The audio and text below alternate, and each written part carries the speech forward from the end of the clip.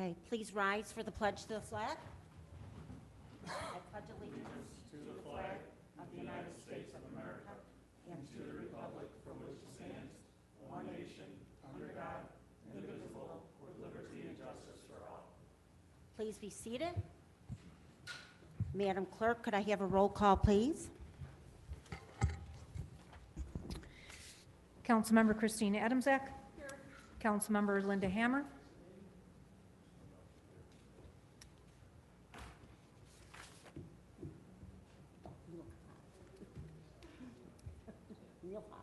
Here. Can you hear us, Linda? Yes, can you hear me? Yes. Okay, Councilmember I'm Michael here. Jasinski. Here. Councilmember Gerald Kaminsky. Present. Councilmember Brian Noah. Present. Councilmember Brian Pilarski.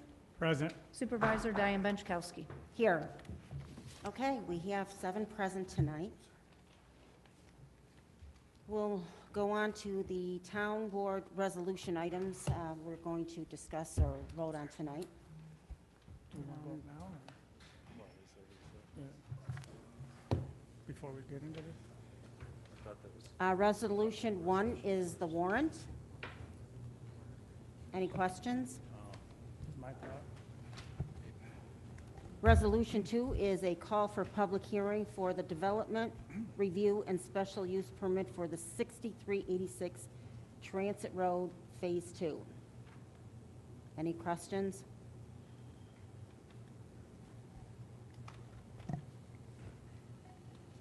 Three is call for public hearing for the approval of a cable television agreement between Spectrum and the town of Cheektowaga. Any questions?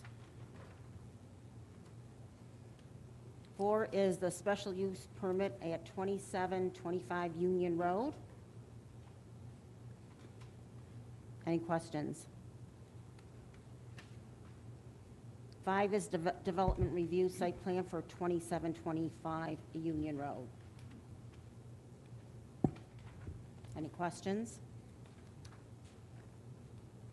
6 is the acceptance of proposal for ear monitoring for asbestos abatement for Cheektowaga Town Hall window and door replacement.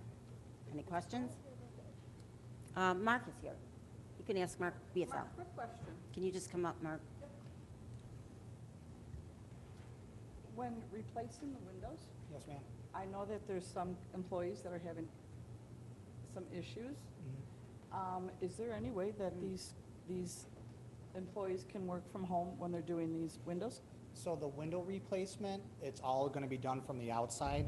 You Okay. don't have to worry about the abatement. It's not a friable asbestos. So what they'll do is they'll put a plastic on the inside of the windows with a plywood sheathing, just to make sure that everything's staying on the outside of the building, just for the window replacement. Now, the HVAC project is a whole nother story. We have to have conversation about that and how we want to proceed with that. Okay. Okay? Thanks. Not a problem. Okay. Anybody else? Okay, resolution 7 is the notice to bidders for pool maintenance chemicals.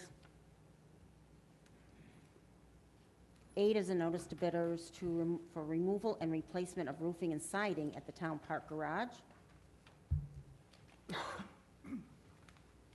9 is a resolution to ensure the town's zoning and building codes are being complied with at Cheektowaga hotels, housing asylum seekers long-term.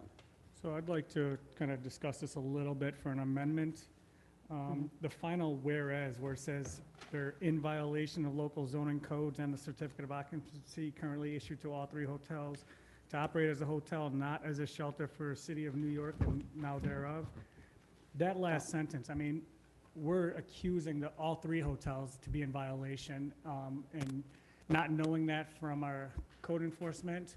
If there is violations for it, I don't think that should be in there. I'm all for this resolution, but just kind of to go saying that there is I think premature without a full vetting and inspection, which leads into the final be it resolved. If we could add that the town board request our code enforcement officer, Rich Coburn, to fully inspect for all violations, and if any are found that are health risk violations or emergency shutdowns or anything in that nature, that then we hereby authorize the town attorney to serve as litigation counsel. But then I think we should also discuss what does that look like and the unintended consequences that follow, that come with that.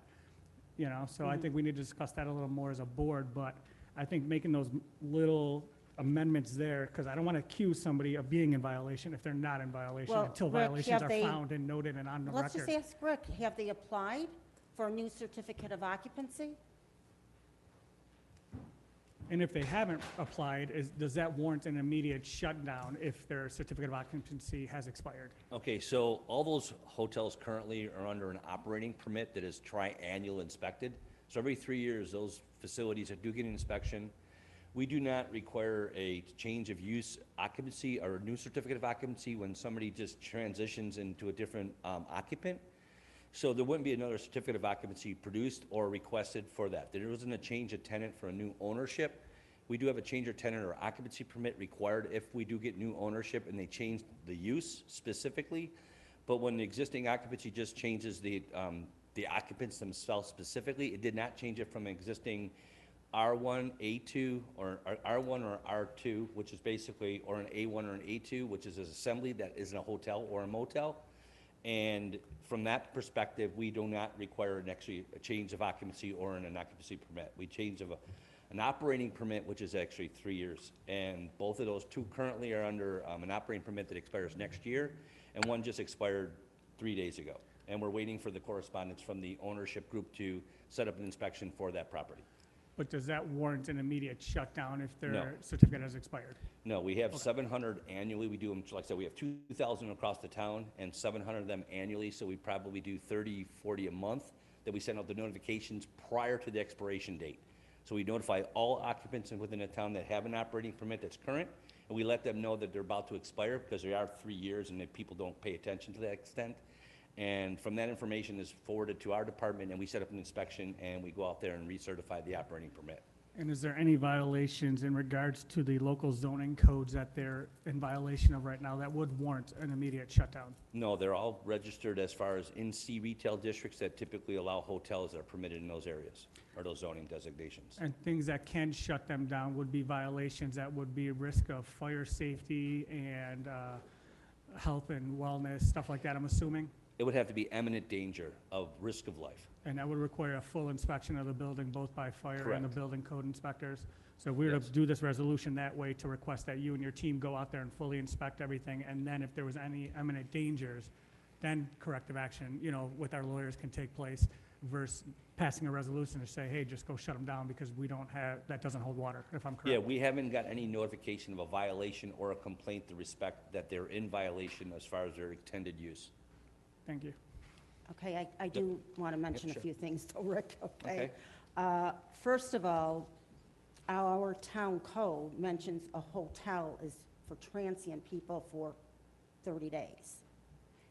And then after that, it becomes a homeless shelter. We have to have them apply now for a homeless shelter status through New York State. There's an application process. Okay, so to be clear, I'm not specifically what section of the code that talks about a transient, non-transient related to the building code. The building code from our aspect, as far as application, transient and non-transient is relative to the term, because our hotels will allow extended stays. All hotels up to 6 months to a year. We have non-transient, which are basically a hotel that'll be daily, but construction workers or other people will come into a hotel, stay for 30 days, 60 days, 90 days, and it doesn't change the designation of a hotel.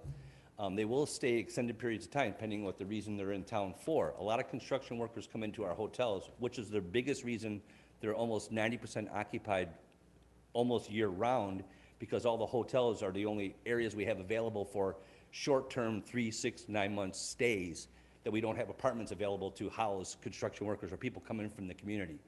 So that designation specifically through the building code doesn't change the use of a hotel or its designation from an A1 or an A2, which is considered non-transient or transient.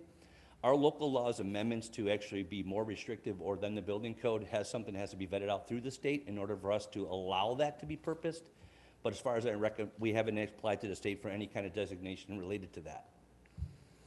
Yeah, but we're not looking, so let me just go back, okay?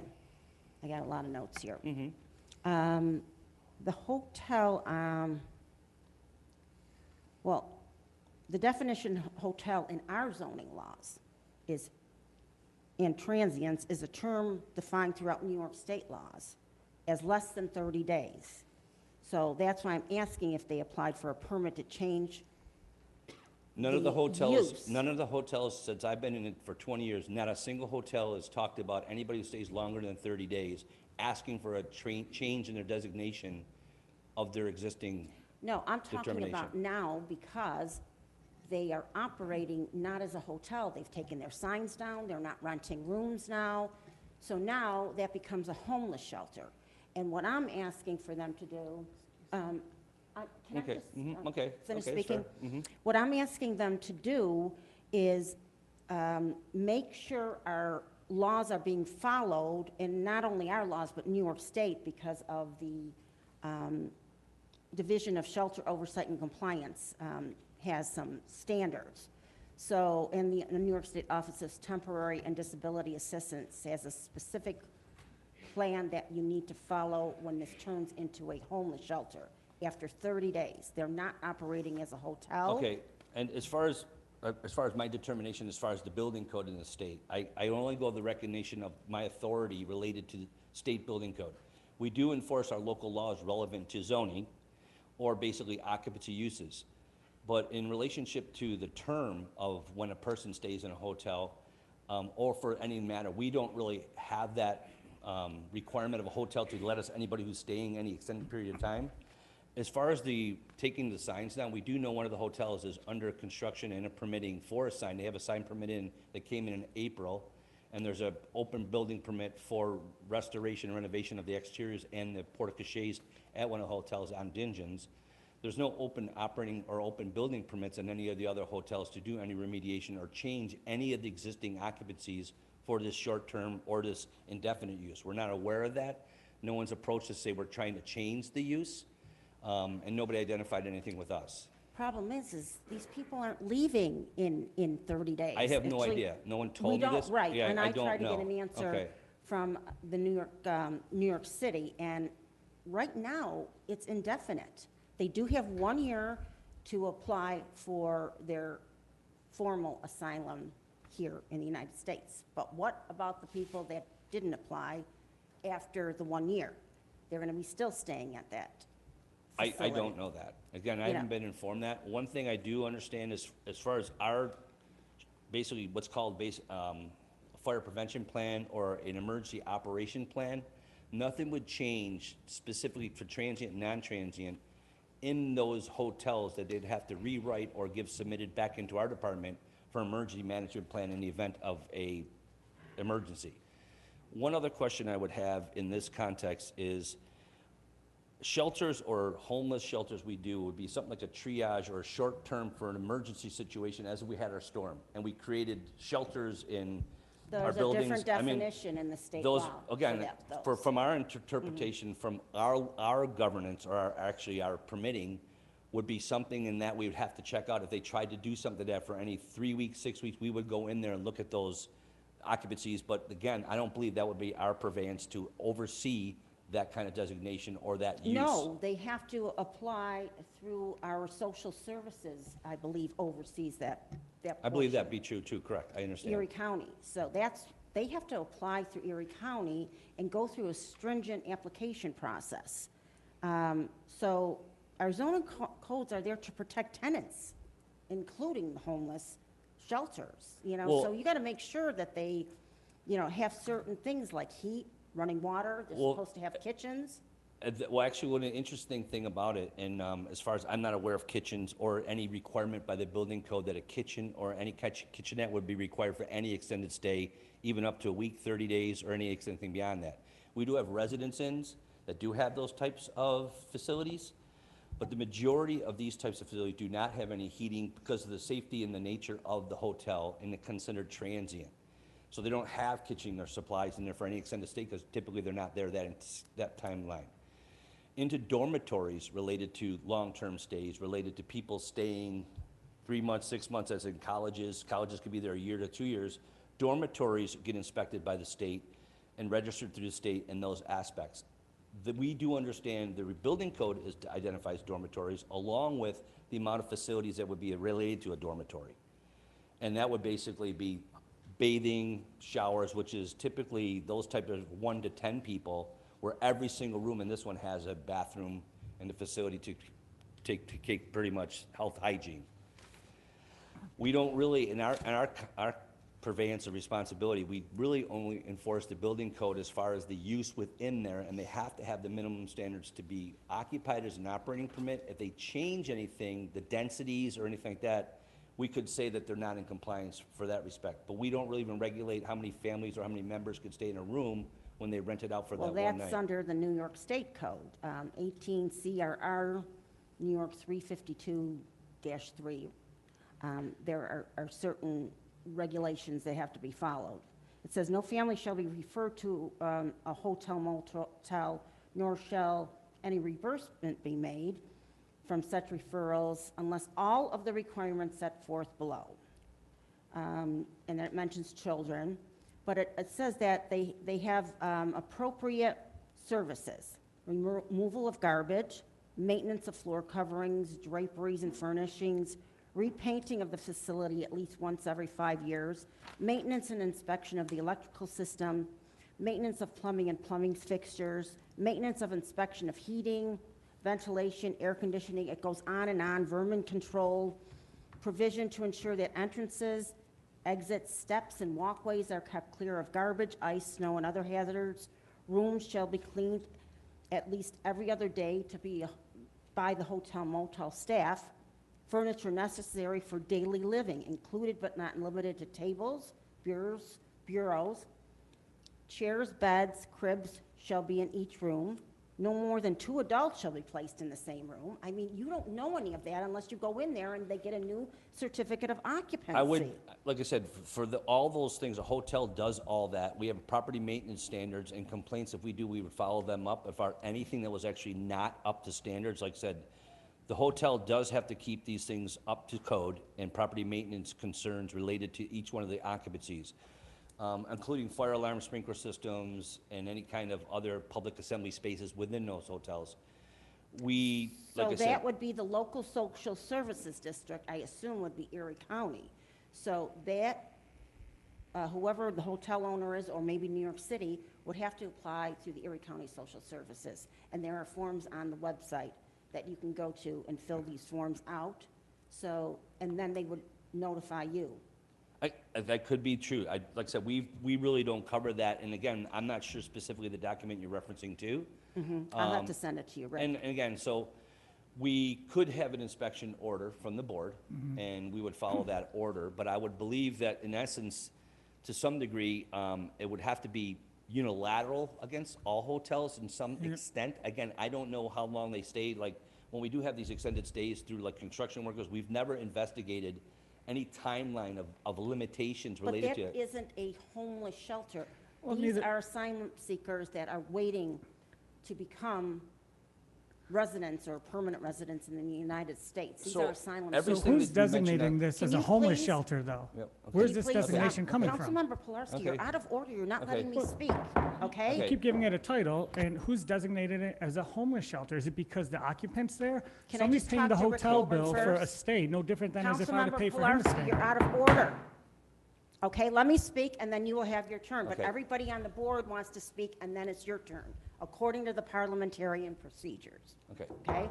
So anyway, Supervisor, yes, so everything you mentioned under there, a hotel typically has responsibility to do that for any tenant for any period of time. Again, I'm not sure why it's being classified as a homeless shelter, except for these people don't have homes, they're staying in hotels and have all the, I think, whatever you described on that list Because of the is 30 accommodated. days, that now they're there in the hotel for 30 days. We've been notified by New York City. Now they need, actually, New York City has to honor and respect our town codes and regulations. This is a way to make Okay. them accountable. They didn't tell us, they didn't ask us. We could have Okay. checked into this ahead of time to make sure that these hotels could really handle these people coming in. And nobody gave us notice. They just said they were shipping them there. So now they're here 30 days. And now they need to abide by our Okay. laws. So I would just say this last thing to be clear, and I'm going under this conversation with the state, that any jurisdictional local law that we have that is more restrictive, or that is something that the state would have to approve and accept as far as our adoption in our local laws, is something that I would like to know for sure that we've gotten this vetted out through the state, that we're permitted to have anything greater restricted within our zoning, our Chapter 70 Administrative Code Enforcement, myself, that this is something that we could have. And I'm not saying that this is not permitted, but I don't know that because I don't have anything in my building code that specifically tells me that I must look into a hotel and ask, how long is this person coming in and checking in your hotel? And to be clear, it's never been something I've looked into in the past, and I'm very knowledgeable that there's been many extended stays well beyond 30 days for all hotels in my community. So if I'm going to go into and verify every single stay and look at our registry and find out what the intent is, because I do know that the Residence Inn and some of these are leased for 30, 60, 90, or even longer and taken occupancy, and I'm aware of that. So I've never gone into these and wanted to be specific to find out whether or not they're permitted as our local law, that they're not, or they're not permitted per local law, and whether this local law has been vetted out and approved through the state to be acceptable and permitted. So I would look into this myself, and I will follow up on that. And I'll give you some active. of the links that I had found here, but it is the Erie County Department of Social Services that they would have to apply for this and fill out these forms and get an inspection done. But, you know, Rick, I guess my question too is, you know, we make our residents accountable following our zoning laws. I mean, if a homeowner wants to widen their driveways, for instance, you know, they have to get a variance. No one says, well, it's just a single homeowner, we don't know for sure. Nobody says that. You know, if a homeowner wants to keep a chicken on their property, we make them come in for a variance, and we have to pass a local law.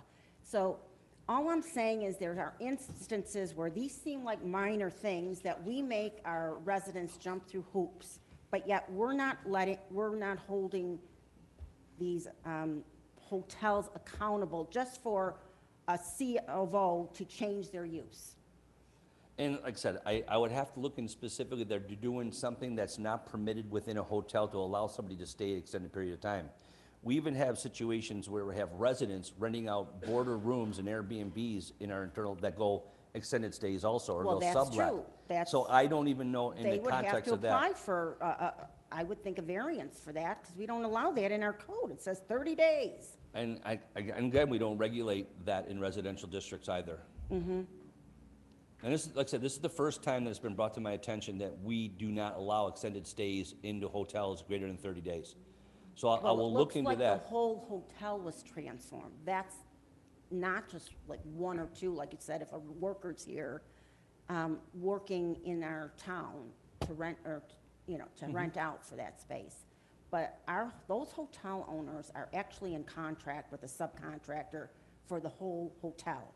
So that kind of makes it also change over to a, you know, homeless shelter, because these people don't have any place to go. They're not actually paying rent or anything.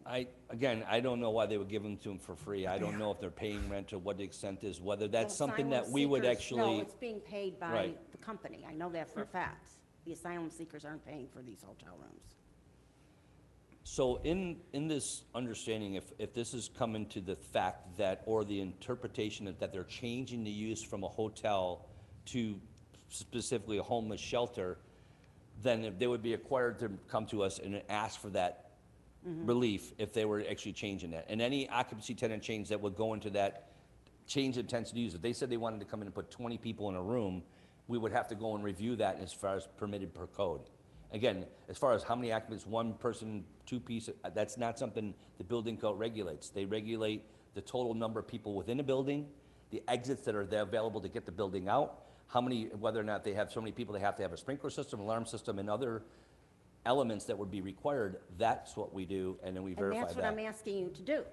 Have them get a certificate of occupancy, a new one, because you need to go in there and make sure that things are safe for these people. Well, like I said, unless they've changed anything and went in there and disabled any kind of elements, or we've got to Well, complain how do you about know that. unless you make them apply for the the certificate? It would be just like anybody who does remodeling without a permit, we would stop them in the same sense. If they're doing something in this building that we're not aware of and we got a complaint about that, we would investigate and verify that it is in Well, it's compliance. a change of use now. We're making other people, you know, we did that, Kesson Parkway had to go for a change of use, right? Because they were zoned in a different zone. So why aren't we making the hotels do the So, same thing? They're almost and like changing to apartments. And again, if, like I said, if apartments is completely in the context of difference of what they may or may not do within it, again, apartment has a certain requirement also, which would be cooking. So if they were converting them into an apartment for living quarters in that sense, there are certain provisions that are required. But in the sense of a hotel and a temporary stay or an indefinite stay that we're not sure how long it is, no one's identified that to me, it just don't know. That's what I do know. They don't know if it's 30 days, 60 or a year. They don't know, and that's all we know, that in that sense, we've never looked at it, a hotel that is limited to how long a person could stay, or, and interesting, they could just switch rooms around, and I'm only in this room for this day, and I move into a different hotel, or I go across town every 29 days. I mean, we wouldn't be able to even watch or coordinate that, and we probably wouldn't have the ability to do it if we needed to do it. So this is, like I said, they're gonna work around to meet our requirements, is once we actually give them any changes or any demands that we would have in the event that something was unsanitary, unsafe, or a hazardous situation, or an imminent danger, we would enforce compliance. So how will you do that, though? Go in there? In essence, if we knew something had to be done. Like I said, I'm not gonna actually go into every hotel and find out, in the sense of registry, look at our local zoning law, whether or not that would be required.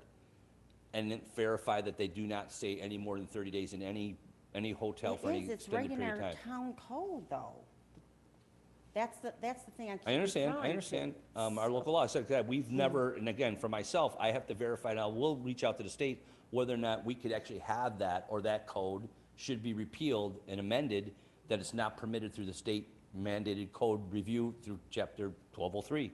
I mean, this whole thing is about, you know, the agreement was, we know for a fact they're currently under agreement with DOCO. This is this whereas, for housing individuals in its hotel on a long-term basis. So we know that for a fact. That's in violation of our zoning codes and the certificate of occupancy currently issued to these 3 hotels. They should be applying for a new building permit and a new certificate of occupancy now. So that would be your in to get in there.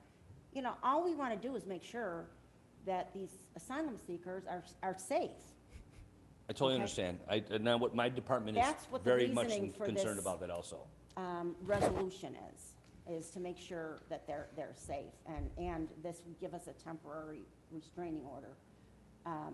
This resolved if we followed it like Orangetown did, and the whole board came together and were able to stop it for now, just so that they could get their ducks in a row. And we're just kind of letting them do whatever they want. And we're taking the control of our situation in our town, instead of letting the mayor of New York City be in control of our town. That's what the reasoning behind this resolution is. Attorney Duziak? Do you want to speak in the microphone? Well, Can we go into attorney-client privilege? You've made some comments in this whole conversation. I happen to have the entire lawsuit from Orangetown, because I knew that was going to come up. But I think we should go into attorney-client privilege. I'd well, like it would to, have been nice then if you called me ahead of time. I sent you that email at the beginning of the week that I was submitting last week, yeah. it would be nice to call you for what? And let me know that you had these concerns about this resolution. I purposely sent, I've communicated tried that to to chime people in, on the you shut him board. down. So, not to me, no, I haven't heard from you since last week. when I gave you this. Right, yeah. So why didn't you communicate that to me? All right, I'll make a motion to go upstairs for client Communicate what attorney to you? privilege. Communicate what to you? You said you communicated. You want me, let's look at your email. You just gave me a heads up. Just giving you a heads up that I'm putting this in. You didn't tell me to do anything with it or ask me to do anything. I did this on my own volition, and I'd like to share it with the board. If you don't want to hear what I have to say, that's fine. Why not share it with us now, John? Like I just said, this could, just like you mentioned Orangetown, do you know what the posture of the Orangetown case is right now? Yeah, I'd Supervisor? have to go back in some of my notes. You don't know what the posture is right now? I'd have to go look through my notes. Okay, well, I can update the board, but I would prefer, and I think we should do it in an attorney-client Well, we privilege. were going to go in, but then somebody brought up this resolution, so we'll discuss it further. We're going to have to go in after we go through these resolution items. I'd rather just go through all these. Did you want to have another comment? Yes, go ahead. Councilmember Jazinski. So Diggens Road, that's under construction, correct? Yes. When was the last time we were in that building checking the inspection for the construction? And what type of construction are they doing? Are they doing mechanical? Are they doing aesthetic? They're primarily doing exterior finishes and porte-cochere that had a leak, and it was, some of the drywall fell down, so they did some restoration work that we actually went out there and told them you had to stop. This is back in April, May. And they've been under permit for that portion of that since May. I'm not sure where it stands specifically with the permit, but I do know that Kyle's been out to that site a few times and looked at the construction work that was before the next phase of that remodeling would happen.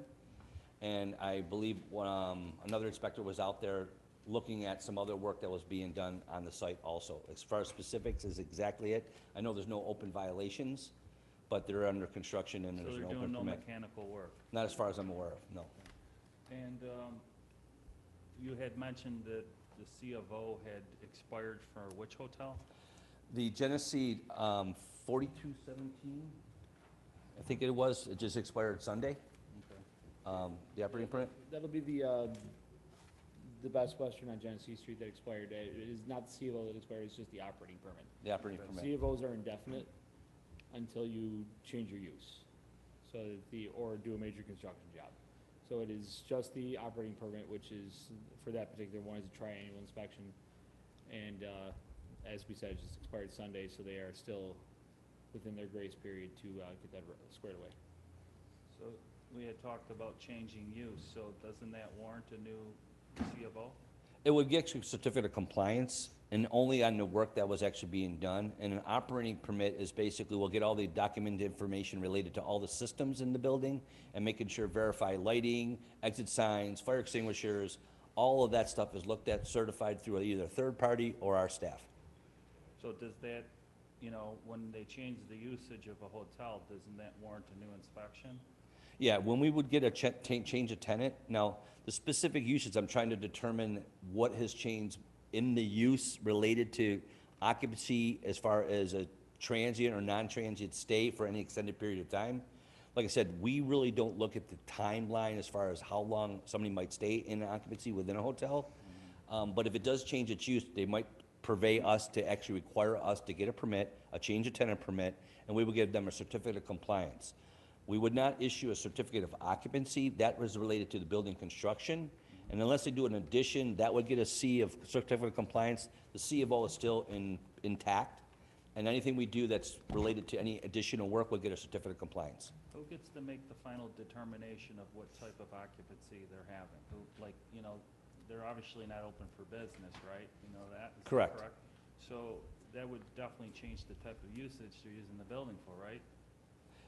As far as the change of the use, specifically it's for housing, and housing doesn't change. So if they're not renting it or they're fully occupied and there's no more available rooms, then it's just basically not available for no more changes of those. So they're booked through, let's say for the sake of conversation, indefinitely. We do have hotels that have no occupancies available. If you try to go in there, there's no rooms. So doesn't change the use and then extended the time. It doesn't necessarily give us a change that, by the way, you're not available to rent or to lease or basically for this day or any period of time. But they still have to be in compliance with all the requirements of their existing use and their intended use, which would basically be everything that was described in that list. Property maintenance, everything's clean, the exits are all available, they didn't change anything or redirected anything that would be part of a fire code or a property maintenance inspection. So would it be fair to say that the usage has changed? I would say, no, not necessarily. From the building codes aspect, as far as timeline and term, that is something that the owner could negotiate with the person on a daily basis or weekly, monthly. We don't really get involved with that. It's still being used as a Are they rental. open to the public? Could I go there right now and book a I room? don't know that. To be honest with you, that they don't even would tell us that they're not open to the public. And again, if they're booked, then they wouldn't be For available. 1 year, it says. Again, on the they website. won't even never tell us that. And It's on their website. You can just go on there and try to Yeah. book a room. How do we get that answer, though? As far as our building code and as far as the state code related to that is, if would it be something that would change its use? We either have it at A1 would be transient or non-transient. As far as what would be required of the building code, nothing necessarily changes. I would say that our local law should be basically clarified that it is permitted to extend or not allow anybody in any hotel to stay more than 30 days, whether that be legal. I don't know. I've never applied to the state and looked for that information from my own self to our own local laws.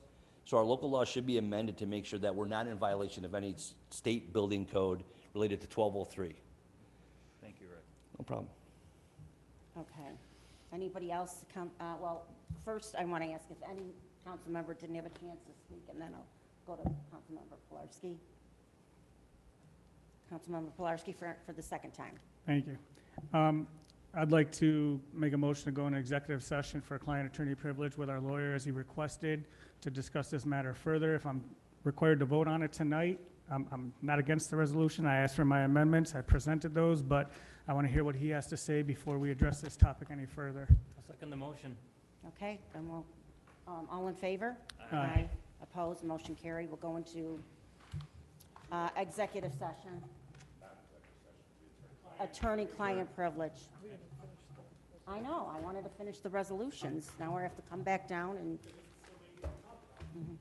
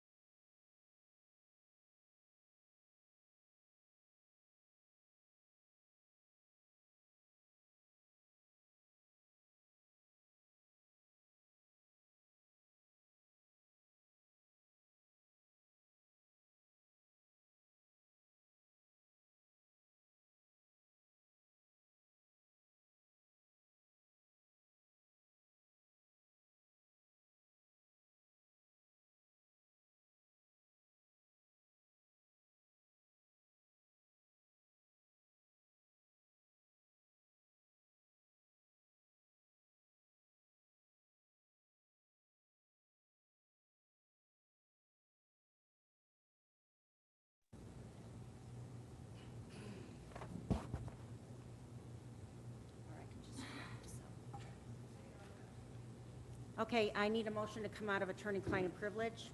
Councilmember Kaminsky, seconded by Councilmember Pilarski. All in favor? Aye. Opposed? Motion carried. And we did come back. The board is going to revise resolution, well, 2023-444. Some minor changes.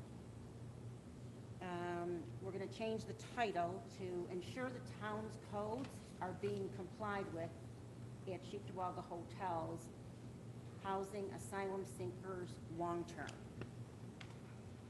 And then we're going to add a whereas after 1, 2, 3, 4, 5. We're going to add number 6 whereas after the whereas that said hundreds of asylum seekers have already been transported to Cheektowaga. We're adding a whereas in there that states, whereas these businesses have not contacted the town to ensure their buildings meet the needs of non-transient residents and fully comply with town codes. And none of these businesses have registered as rental properties or demonstrated compliance with the applicable laws. So we're adding a whereas on there. Then in the last whereas, that starts, whereas the town of Cheektowaga has learned that the Quality Inn Airport, and with the addresses, and the Best Western Inn Buffalo Airport, and the Best Western Galleria Inn and Suites, is currently under agreement with .go for housing individuals in its hotel on a long-term basis. And then we're going to add the words may be in violation of local codes. So in violation of what local codes is in there, but we're going to add the words may be in violation of local codes. And then it'll continue on, and the certificate of occupancy currently issued on all 3 hotels to operate as a hotel and not as a rental property. So only 2 words are added there. And then after the now, therefore, we're going to add a resolved in that right after the now, therefore. There's going to be a different first resolved, which will read, resolved be that the town board hereby directs the supervising code enforcement officer and his office to promptly inspect the above referenced hotels for local and state code compliance and report back to the town board no later than August 18th. Excuse me. And then we are adding, and be it further resolved, and we go into the very last one, will stay the same.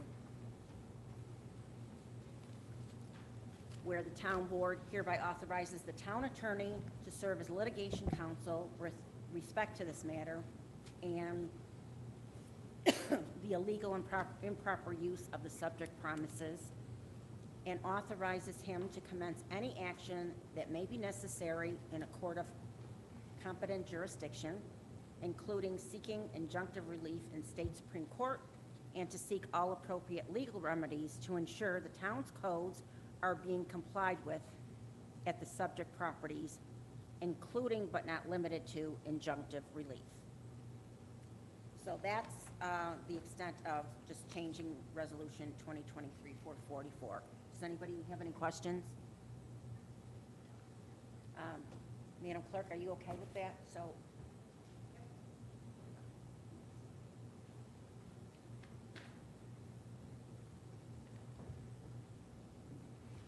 And we still have to,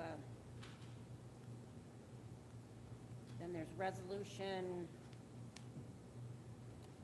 10, which is the final sale of the police department Segways. We're approving those. That went out to auctions.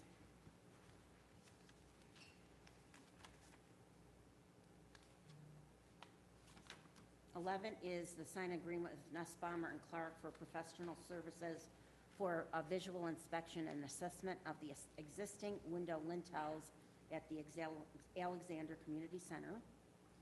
12 is authorized supervisor to execute inspector training class location agreement with the Erie County Board of Elections. And then 13 are hiring and termination of part-time seasonal employees. 14 is a youth and recreation transfer. And I believe that's it. There are no waiver items. Good. Okay. So with that, we don't have much time, but we do need now we need to go into executive session to discuss the possible appointment of a particular person. And I'm sure I have all my notes right here.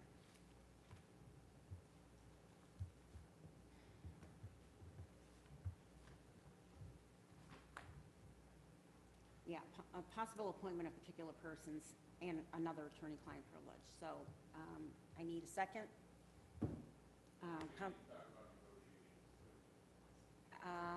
I don't think we have time. We might have to do that after. We'll do that after the board Yeah, meeting then. it's already 6:30, so, yeah, let me know that next time. So we'll Well, do that was that sent right now. earlier. So we'll go into executive session, and by the time we come out, then we'll go into the regular meeting, okay? Okay. We still need the motion. I'll second. I'll second. Councilmember Pilarski, all in favor? Aye. Aye, opposed, motion carried.